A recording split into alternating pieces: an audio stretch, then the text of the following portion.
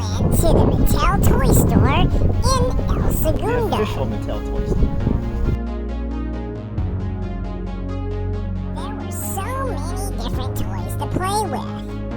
There were Barbie dolls and Monster High dolls, board games and Uno cards. There were Barbie shirts and Kinergy. Mega blocks and dinosaurs from Jurassic Park. There's even miniatures of the SpaceX Dragon. Miniature cars by Matchbox. Mario Kart and Hot Wheels too. Limited edition toys. Mandalorian themed Hot Wheels. And look what happens when